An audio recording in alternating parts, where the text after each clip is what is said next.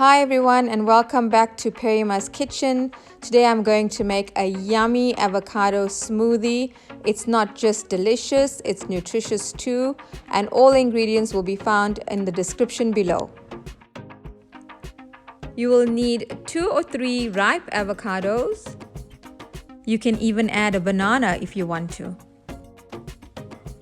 Half a glass of milk. You can use any milk of your choice. A teaspoon of honey, a pinch of fine salt,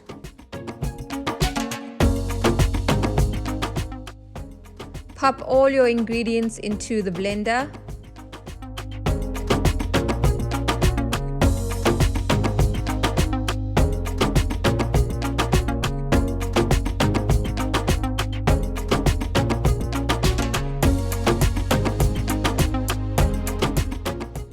And then blend until you reach a smooth consistency.